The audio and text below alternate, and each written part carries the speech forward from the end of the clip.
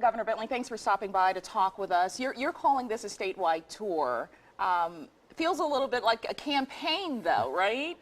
Well, it does, and it is a campaign. It's a campaign to convince the people of Alabama that we really do have a problem with our budgets. You know, we have two state budgets, and most people don't realize that. We're only one of two states that have two state budgets. And our general fund, regardless of whether or not the economy picks up or not, we just don't have enough money in the general fund. And it funds prisons and our Department of Public Safety and all of the other all of our other departments other than education. And it's been a problem for 60 years, and we need to solve it. General fund, what's the other one? Education Trust Fund. And most of your growth money, most of the money that we have in taxes all goes into education.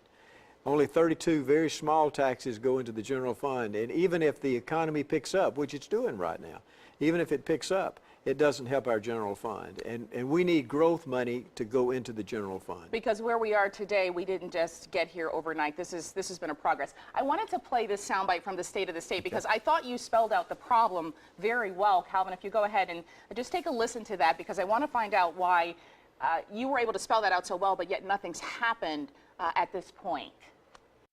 And still today, 4 years later, it is not enough. We have a $264 million combined shortfall in our general fund and education budgets. Our state is in debt. We owe millions to the federal government. We owe millions to the bank. We owe millions to our taxpayers by way of a borrowed out rainy day fund. Yeah, we chose our first 4 years to not raise taxes because we wanted to see what the real problems were. All of our deficit had been covered up the 4 years prior to that with stimulus dollars. And so we really had problems then, we just didn't know it because we had enough money to cover up all of those problems. But when we came in office, all of that money was completely gone. And what we did is we cut, we consolidated, we did everything that was necessary to make government more efficient. And we have continued to do that. We've cut the size of government by 12%. We have saved the people of Alabama $1.2 billion annually. And now, at the end of this 4 years, we still do not have enough money to really take care of the essential services for the state. And so in doing that, in saying that, and spelling it out in the way you did in your State of the State, have you felt that the legislature is working with you to kind of fix the problem? Well, I think that the legislature is beginning to realize that. The leadership already realizes it because I have met with the leadership on a number of occasions. They know that we truly are about $700 million down. And a lot of this has to do with years of owing money to the federal government that's coming to you.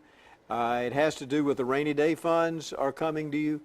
Things that we didn't have anything to do with. Our prison system, we have to fix that. We're at 195% of capacity. And so we have problems in the state that have to be fixed. And I came to Montgomery.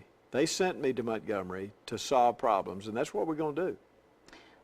This tour, you're speaking to the people to motivate them, to motivate their elected leaders? That's exactly what we need to do. You know, it is hard as a conservative Republican, like I am, to talk about taxes. It's hard to say that we need more tax dollars in the state, but we do. And I want to be totally honest with the people, and I always have been since I've been governor. I've been honest with the people, and I am telling them we need more money. And where we need the money is this. We need growth money that will go into the general fund. And the only way to get the growth money in the general fund is to prime the pump with more tax dollars, and that money actually goes to education. And then we will switch some of those taxes that are growth taxes over to take care of the general fund. That's how we're going to handle it. So you've laid it out, what your plan is. You even laid it out before the State of the State. Are you surprised at all that the support from the legislature hasn't happened? Who else is championing this cause? Anyone who is affected by the lack of money, whether it's nursing homes, whether it's hospitals, whether it's our public safety individuals, people who, most people don't deal with prisons, but they would if we have to release, half of the prisoners. We'll all be dealing with it. But those type people obviously are concerned about that.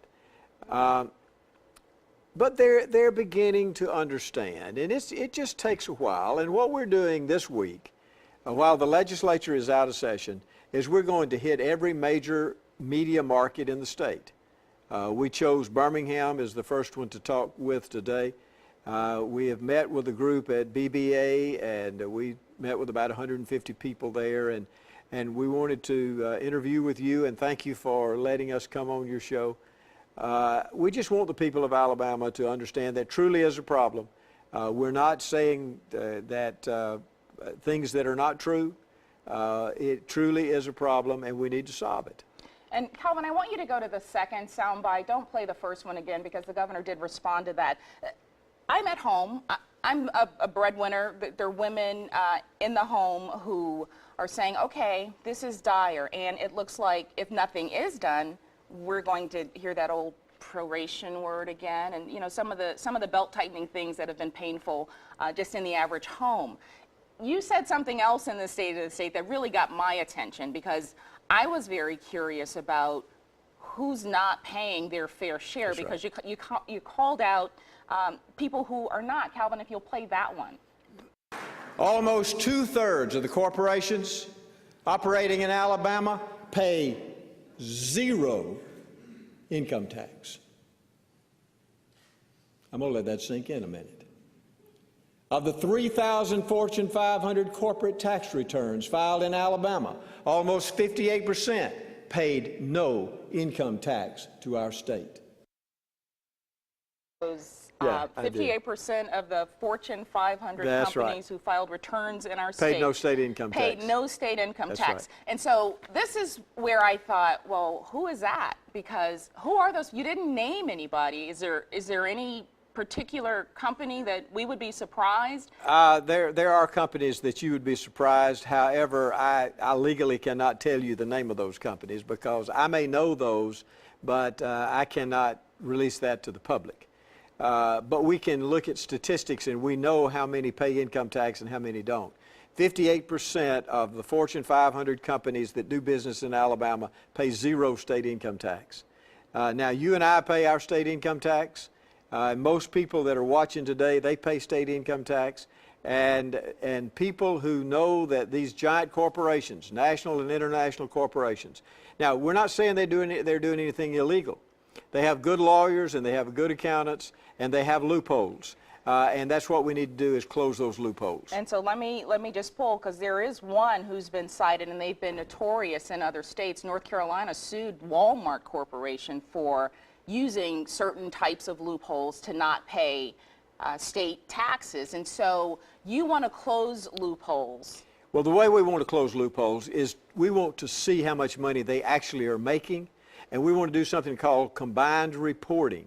That means that they have to combine all of their revenue that they make and let us know where they make that revenue, let us know where the deductions come from, make sure that if they are doing business in Alabama, that they're not taking a deduction from another state and taking it off of their state income tax. And we can find that by doing combined reporting. 24 states use combined reporting, and we want to be the 25th state. That's how you catch them. Are you getting support? Actually, I am.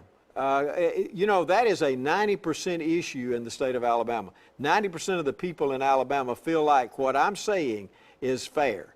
And what we've tried to do with this tax package that I put together, we have tried to make it as fair on people as possible, and I want tax fairness. If one group is paying their taxes on a good or a service, another group is not, then that's not fair. And so I want to make things fair across the state. And most of our taxes deal with tax fairness. Now, some of the things that are going to be felt in the homes, people who smoke, those That's taxes are going to go up, but also for automobiles. That is correct. That is the only two true taxes that we put in our package. We did put a tobacco tax, and it'll include all tobacco. We put that in there because that cost taxpayers in the state of Alabama a lot of money because of uncompensated care that we have to provide for many people who smoke. Medicaid, it causes the cost of Medicaid to go up. Smoking is it's a bad habit that causes a lot of disease, and it costs us a lot of money. I would like to not even have that tax. That means no one in the state was smoking. That would mean that. But. Yes, that's right. This one, I think, is kind of interesting, and I think people need to know because the fact that you're on this tour, that you've chosen this time to get out and speak directly to the people, I feel like, again, about what the problem is. What happens if there are no plans produced in the state legislature? What happens for you? What's your next step? Well, first let me say that I believe that we're going to win this battle. And I believe that the results of this, 5 years from now, we will look back and say we made the right decision to make our budgeting process a good process. It's a very dysfunctional process right now. When the general fund, regardless of how the economy picks up, never changes. It never changes. Education goes up as the economy picks up because all the growth taxes go over there. So we've got to prime the pump with some revenue, with some money, so that that money will go to supplant the amount in the education trust fund that we're going to move over to the general fund. And this is key, I think, as well to your plan, is the earmarked funds that we have. Well, 91% of all the money that comes into the government is already earmarked. Now, that is good and bad. It makes sure that the legislature can't spend that money when, you know, for just various things. But it's also bad because you have no flexibility. And you cannot do things like we're talking about now. But we are planning on trying to unearmark some of that money and move some of that over. But basically what we're trying to do is raise most of the money through these taxes. And eventually, if we have growth money that'll go into the general fund, eventually I believe that we can have a surplus 5 years from now in the general fund, and we may be able to give some of that money back to the people. But so that surplus is only if they act with you. That's right. It's only if you do my plan. Unless you have some growth money in the general fund, it's not going to ever work. And this has been a problem for 60 years. You know, I went to Montgomery to solve problems. And it's a problem, and we need to solve it. I don't want 60 years from now the same problem to be there. Are you enjoying support across the aisle down there? I really am. And actually, I'm enjoying support with the people.